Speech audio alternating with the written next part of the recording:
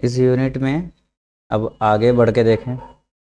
पीछे हमने इसके देख लिया कि क्या रीजंस हैं एफडीआई के। एफडीआई किन किन रास्तों से होता है, किसी भी कंट्री में, सिर्फ भारत में ही नहीं, किसी भी कंट्री में किन तरीक़ों से एफडीआई होता है। तो ये सारी चीज़ें हमने कवर कर ली थी। अभी जो समझना है वो ये है कि प्रॉब्लम्स ऑफ एफडीआई। एफडीआई से केवल फ़ायदे तो है नहीं, कुछ ना कुछ उसके प्रॉब्लम्स भी होंगी, नुकसान, है ना, समस्याएं भी रहती होंगी एफडीआई में, तो देखेंगे।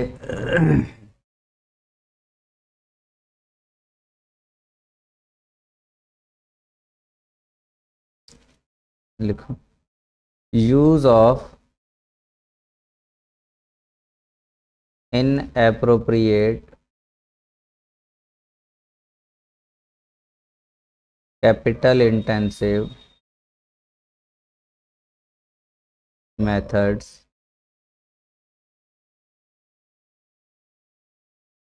in labor abundant country। लिखते चलें, फिर एक साथ सबको डिस्कस कर लिया जाएगा। फिर increase in regional disparity.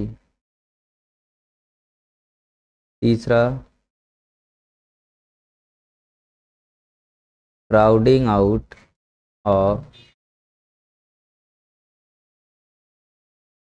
Domestic investment.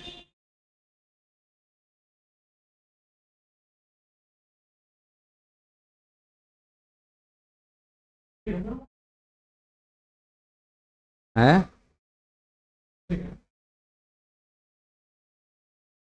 कहाँ क्या पूछा? Problems of FDI.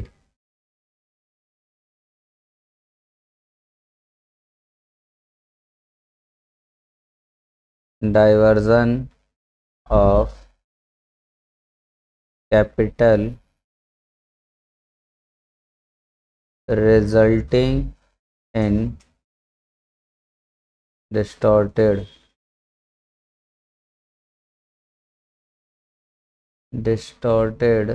Pattern.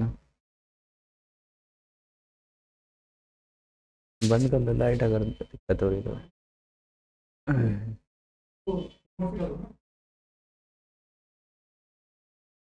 Diversion of capital resulting in distorting patterns of production.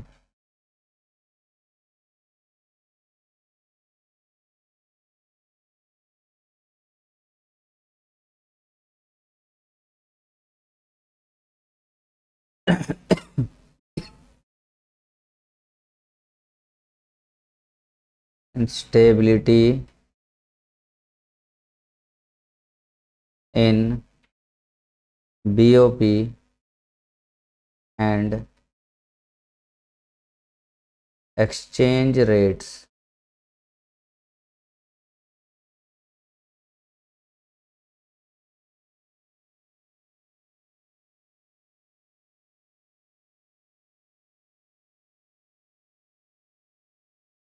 repatriation of profits, anti ethical market distortions,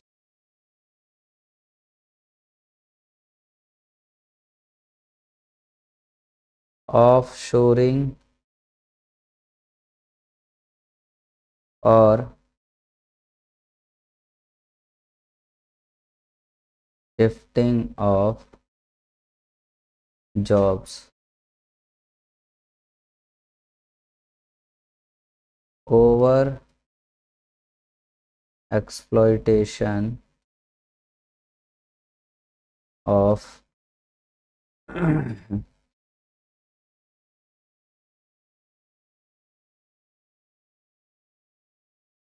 natural resources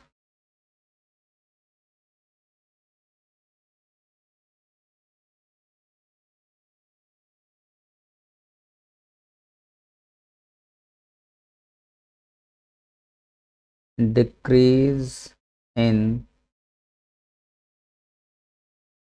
competitiveness of domestic companies.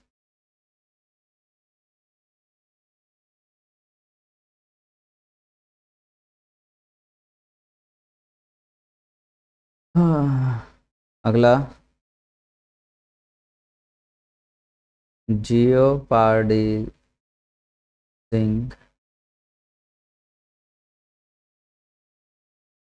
national security.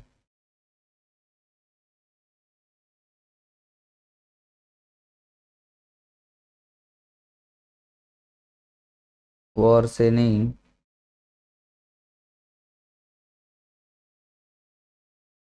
commodity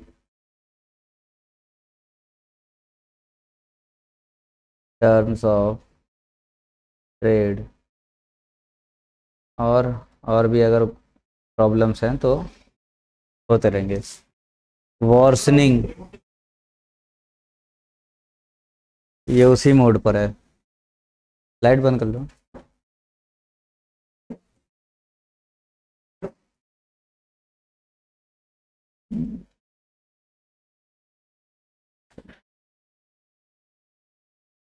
worsening commodity terms of trade.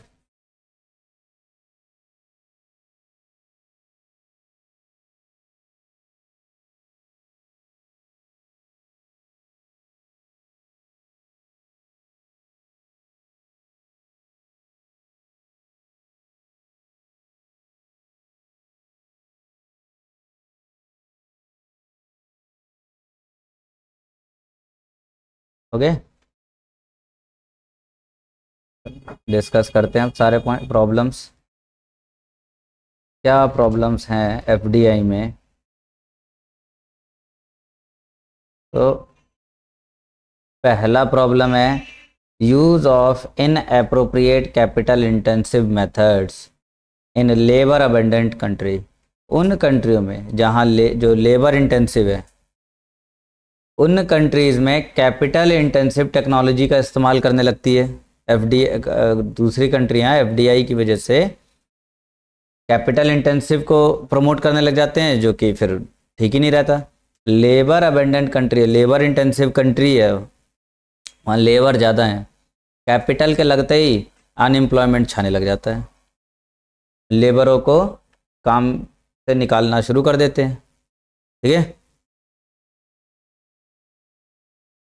एक तो ये बात. दूसरी बात, increase in regional disparity. Regional disparity का मतलब क्या है? अलग अलग एरियाज़ में डिस्क्रिमिनेशन क्रिएट होने लग जाता है.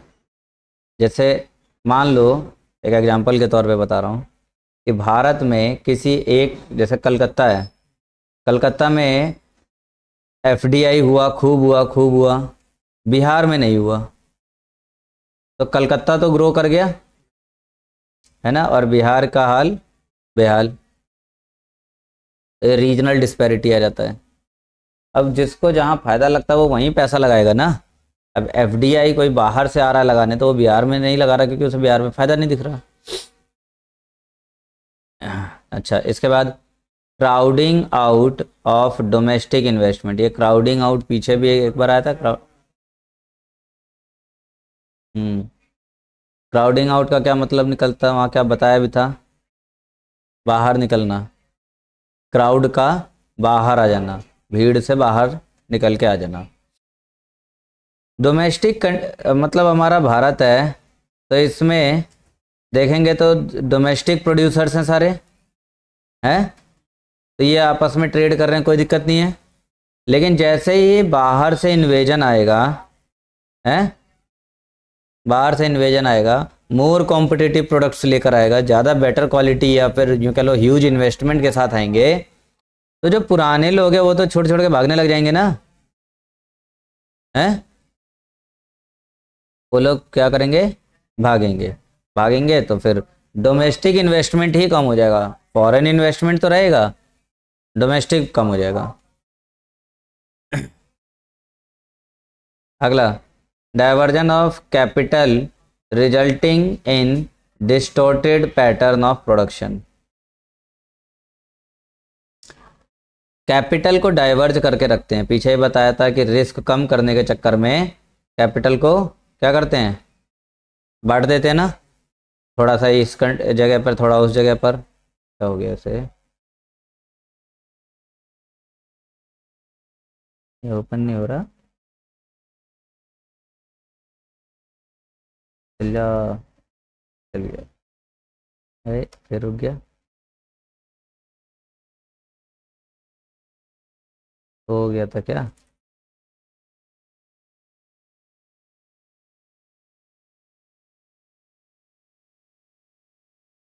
अब देखो ये डिस्टॉर्टेड पैटर्न का मतलब समझो कि कोई एक पर्सन है जो कि एक फॉरेनर है ना, फॉरेनर है वो, या यूँ कह लो कि चलो विदेशी कंट्री है, उसके अपनी कई कंट्रियों में यूनिट्स हैं, यहाँ भी है यूनिट, यहाँ भी यूनिट है, यहाँ भी यूनिट है, यहाँ भी और यहाँ भी, जिनमें एक है इंडिया। अब उसने हर जगह थोड़ा थोड़ा पैसा लगा रखा है, मतलब कैपिटल हर जगह लगा रहा है ना वो। लेकिन कभी अगर कुछ ऐसा हुआ कि कोई एक यूनिट डाउन हो गया, मान लो भारत वाला यूनिट डाउन हुआ, तो वो क्या करेगा? भारत वाले को बंद कर देगा, यहाँ से पैसा हटा देगा, दूसरी जगह लगा देगा, है ना। तो एक तरह से भारत को तो यूज एंड थ्रो की तरह इस्तेमाल किया ना, उसके लिए भारत एक यूनिट है बस, लेकिन भारत के लिए तो वो एक बेस है, एक आधार है अर्थव्यवस्था को चलाने का। तो ये देखेगा कि यहाँ पर ठीक नहीं है, हटाओ, यहाँ से हटा दिया, लेकिन भारत की इकोनॉमी डगमगा जाएगी। एक बड़ा हिस्सा निकल के बाहर चला गया तो इकोनॉमी में कुछ तो असर पड़ेगा ही ना, चोट तो पड़ेगी। तो वही है, डिस्टॉर्टिंग पैटर्न ऑफ प्रोडक्शन आ जाता है। अगला, instability in BOP and exchange rate. हमने पीछे देखा कि एफडीआई वगैरह जो है बीओपी को मेंटेन कर रहे हैं, लेकिन वहीं जब निकलने लगेंगे तो इनस्टेबिलिटी आ जाएगी।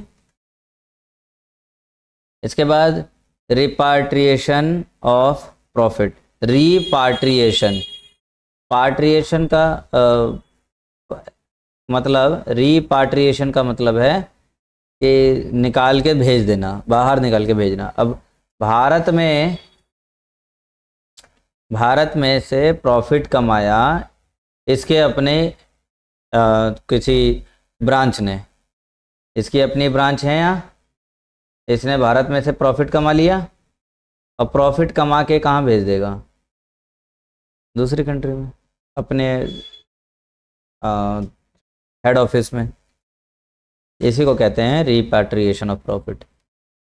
तो जो प्रॉफिट अपने कंट्री में लगना चाहिए था अच्छे से, जिससे अपनी कंट्री की इकोनॉमी जो है डेवलप होती, वो चला गया दूसरी जगह। ऐसा होता रहता है। देन अनएथिकल मार्केट डिस्टॉर्शंस, ये भी देखने को मिलता है कई बार। हर कोई अपने प्रॉफिट के लिए काम कर रहा होता है, मार्केट को अपने हिसाब से चलाने की कोशिश कर रहे होते हैं। तो एफडीआई आता है तो वो तो और भी, वो थोड़े मेहमान वाले तरीके से आ रहे हैं, है ना। जब मेहमान वाले तरीके, तो मेहमानों घर में भी मेहमान आते हैं तो भले वो कुछ गिलास फोड़ दें, कप फोड़ दें, उनको डांटा थोड़ी जा सकता है, नहीं डांटा जाता ना। वॉश बेसिन का टैप चालू कर छोड़ के आ जाए, अंदर ही अंदर किलसते जरूर हैं, लेकिन उन्हें बोल नहीं सकते, क्योंकि वो मेहमान के तौर पे हैं। वही बात है। तो अनएथिकल काम अगर हो भी रहा है तो क्या होता है, हाँ नहीं बोल पाते हैं, तो anti ethical market distortion create हो जाता है। देन ऑफ शोरिंग और shifting of jobs, job he shift होने लग जाती है। ऐसा देखने को मिलता है, काफ़ी लोग शिफ्ट होने लग जाते हैं एक जगह से दूसरी जगह पर। आए यहाँ पर काम कर रहे हैं, नहीं यहीं से उठा उठा के अपनी कंट्री में बुला लेते हैं, है ना। एक ये ब्रांच है, देखा ये एम्प्लॉय अच्छा है, उठा के अपनी कंट्री में बुला लिया, आओ यहाँ काम करो। Over exploitation of natural resource, इन्हें इससे मतलब ही नहीं है कि भारत में रिसोर्स ज़्यादा हैं या कम है, बस अपना काम से मतलब है, धड़ाधड़ काम करना है। Decrease in competitiveness of domestic companies, क्योंकि बाहर से कंपनी आ रही हैं, बाहर से पैसा आ रहा है, तो डोमेस्टिक कंपनीज के बीच कंपटीशन वाली भावना कम होने लगता है, क्योंकि वो कंपनियां ही वाइंड अप होने लग जाती हैं, बंद होने लग जाती हैं, तो कंपटीशन भी ख़त्म होने लग जाता है। फिर आता है एक ये वर्ड है जियोपार्डाइजिंग नेशनल सिक्योरिटी। जियोपा है, हाँ, जियोपार्डाइजिंग नेशनल सिक्योरिटी, इसका क्या मतलब है? तो इस जियोपार्डाइजिंग का मतलब लिख लो हार्मफुल, हार्मफुल।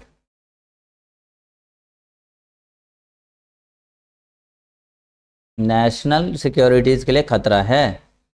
नेशनल सिक्योरिटी का मतलब क्या है?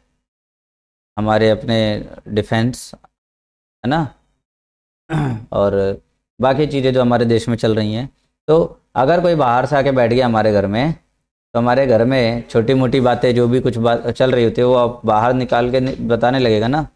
सपोज करो कि तुम्हारे घर में छोटी मोटी अड़चने आती रहती हैं मम्मी पापा तुम्हारे बीच में, या कोई ऐसी बात, लेकिन वो किसी और को नहीं पता थी, अपने घर में थी बात, अपने घर में रही। लेकिन बाहर से एक कोई आके बैठ गया है पीजी के रूप में, मेहमान है पीजी में ही बैठ गया है, अब तुम्हारे घर में क्या हो रहा है सब कुछ उसे पता है, वो बाहर बताता रहेगा ना, कभी अपने दोस्तों को, कभी अपने रिश्तेदारों को, कभी अपने फैमिली वालों को। वही चीज़ यहाँ पर होगी।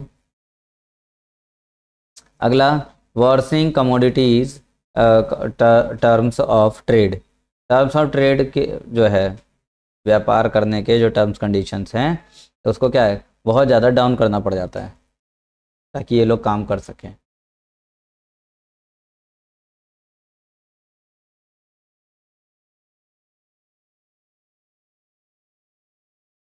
अब ये जो है कमोडिटी टर्म्स ऑफ ट्रेड, इसको समझना है तो एक तो पढ़ा था इक्विलिब्रियम, जिसमें हमने देखा था कि एक्सपोर्ट इंपोर्ट बराबर हो जाता है। अब यहाँ पर क्या है, जब बाहर से एफडीआई आया है तो वो ज़्यादातर हमारे यहाँ पर एक्सपोर्ट इंपोर्ट ज़्यादा बढ़ा रहा है ना, जिसकी वजह से प्राइस भी बढ़ रहा होगा, तो उसका एक रेशो क्रिएट कर देता है और वो वर्स होता चला जाता है। वर्स मतलब ख़राब होता जाता है ना। तो इसका एक जो रेशो है लिख लोगे, prices of export divide by prices of import.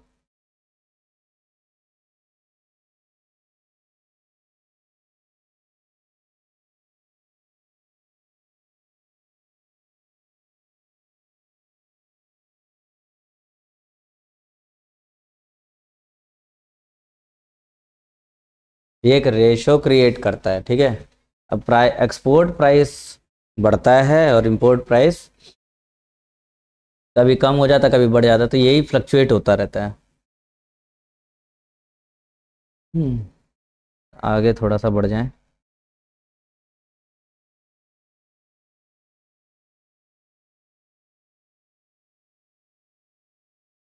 अगला टॉपिक है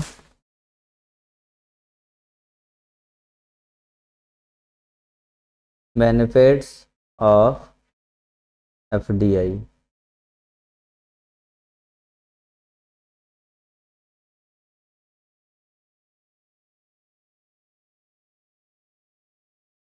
तो अब कुछ इसके फायदे भी देखने पड़ेंगे। जब इसके हमने प्रॉब्लम्स देखे तो फायदे तो देखना बनता ही है। तो लिखते चलें। New innovations. दूसरा,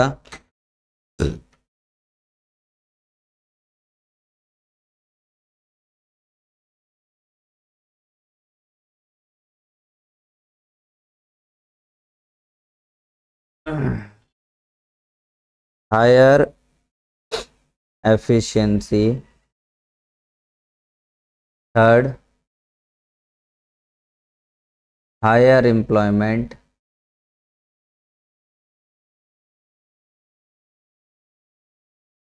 नेक्स्ट इज बेटर प्रोडक्ट्स। फिर lower prices.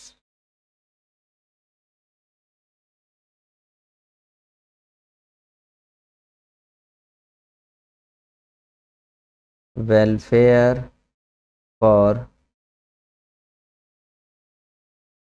Consumers.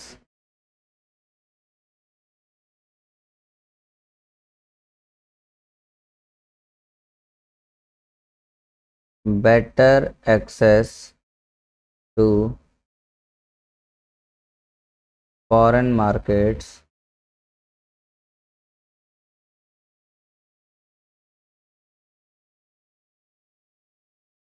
Improvement in BOP etcetera.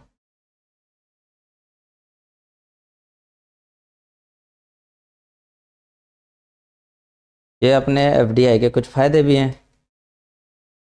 नई नई इनोवेशंस आती हैं। इनोवेशन मतलब आइडियाज़ एंड टेक्नोलॉजीज़। तो नए आइडिया नई टेक्नोलॉजी आती है, एफिशिएंसी और ज़्यादा बढ़ जाती है। हायर एम्प्लॉयमेंट, एम्प्लॉयमेंट का लेवल भी बढ़ता है क्योंकि ज़्यादा से ज़्यादा यूनिट्स आती हैं बाहर से। नई फैक्ट्रियाँ, नई फर्म, ब्रांचेज, कंपनियाँ, तो उसमें रोज़गार मिलने लगता है। प्रोडक्ट क्वालिटी बढ़ती है, प्रोडक्ट बेटर क्वालिटी हो जाता है ना। प्राइस कहीं ना कहीं कंपटीशन की वजह से डाउन होने लग जाते हैं। वेलफेयर फॉर कंज्यूमर का फ़ायदा काफ़ी होता है। Better access to foreign market, जितना ज़्यादा बाहर से लोग हमारे यहाँ आएंगे उतना ही हम उनकी वजह से फॉरेन मार्केट से जुड़ पाएंगे। इम्प्रूवमेंट इन बीओपी, तो बीओपी जब एक्सपोर्ट वगैरह ज़्यादा होने लगेगा, क्योंकि ज़रूरी नहीं है कि केवल इंपोर्ट ही होता है, एक्सपोर्ट भी तो होता है, एक्सपोर्ट भी तो करते हैं लोग, तो बीओपी हमारा सुधरेगा। ठीक है, ये बेनिफिट्स थे। तो वैसे तो हो गया, अब वही है, कुछ छोटे छोटे पॉइंट्स रहते हैं जो इम्पोर्टेंट बन जाते हैं। ठीक है,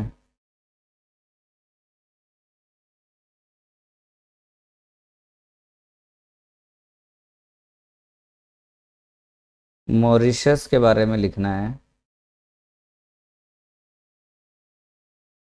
मॉरिशस इज़ द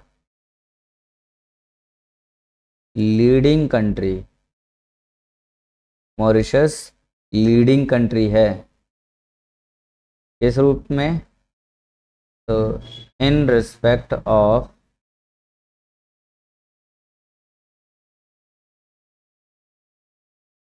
इनफ्लो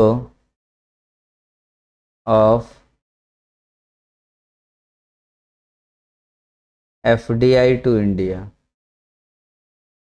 अगर इंडिया में एफडीआई की बात करें तो मॉरिशस, हाँ, सबसे ज़्यादा एफडीआई करती है। मॉरिशस से ही आता है ज़्यादातर इन्वेस्टमेंट सारा। अगली बात, ए फॉरेन इन्वेस्टर में एंटर इन इंडिया एक फॉरेन इन्वेस्टर इंडिया में कैसे आएगा। हमने तो पीछे फॉरेन इन्वेस्टमेंट की बात करी थी कि फॉरेन कैपिटल या इन्वेस्टमेंट कैसे आएगा। अब इन्वेस्टर कैसे आएगा उसकी बात करते हैं।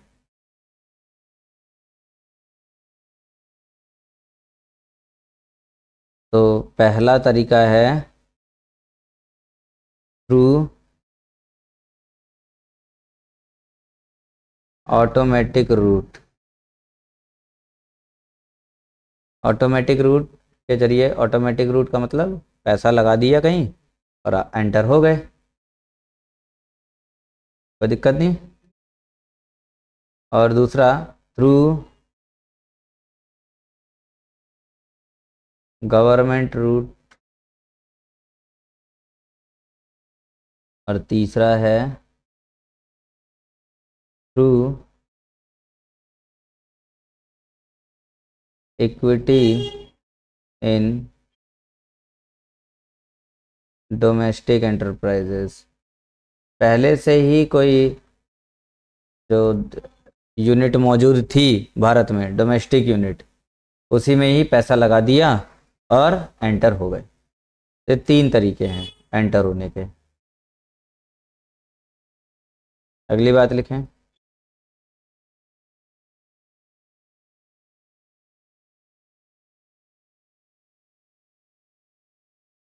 अगला point, FDI is prohibited in chit fund and Nidhi company.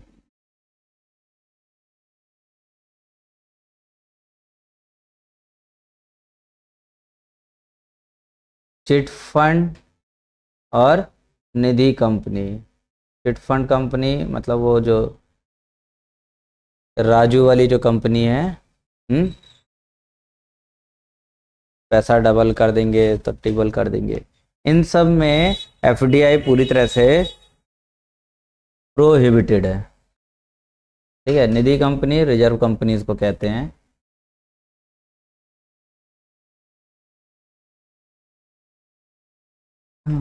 Next point,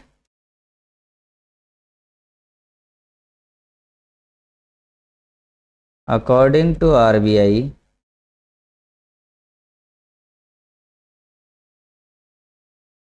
overseas direct investment, ये एक और नाम आया, overseas direct investment stood at US dollar 1922.5 million in September 2022, 22.51। Overseas direct investment, ये एक और इन्वेस्टमेंट का नाम आया है। अभी तक तो दो ही पढ़ रहे थे, एफडीआई एफपीआई, अब एक और आ गया। तो ओवरसीज डायरेक्ट इन्वेस्टमेंट क्या होता है, ये उल्टा होता है। बाहर से भारत में आया एफडीआई और एफडीआई से बाहर जा रहा है तो ओवरसीज डायरेक्ट इन्वेस्टमेंट। ठीक है ना, इसका मीनिंग अगर चाहे तो लिख लें।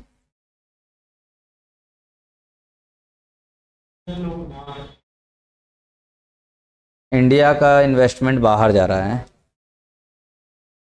Investment made by Indian companies in foreign companies.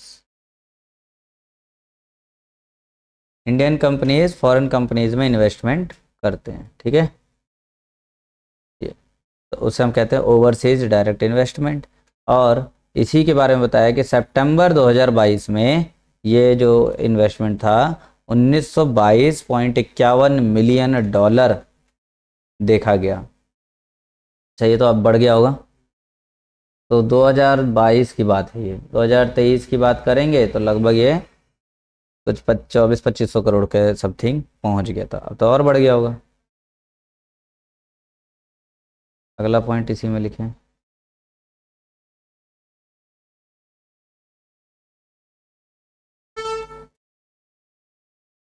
According to world investment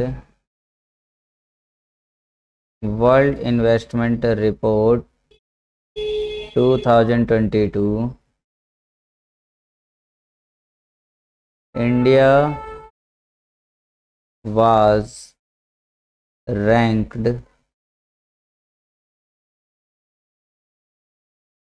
इसको हाईलाइट करके लिखना है, ठीक है ना। India was ranked 8th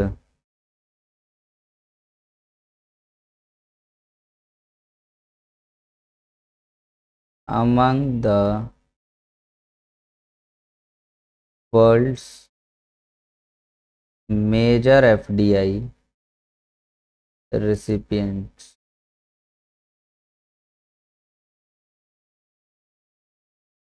world में अगर एफडीआई की बात करें तो इंडिया 8th रैंक पे आता है एफडीआई के रूप में, है ना। तो लगभग जो है एफडीआई जो बताया भारत का वो है 81,973, 81,973 मिलियन डॉलर ड्यूरिंग 2020-21। डन। अब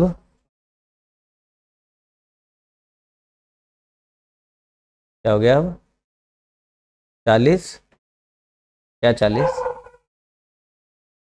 40th। अच्छा, रैंक रैंक अब 40th है।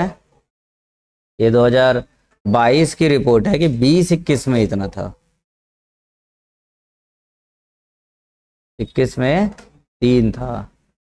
अब जैसे जैसे टैक्सेशन बढ़ रहा है ना, ये मूवमेंट और बढ़ता चला जाएगा।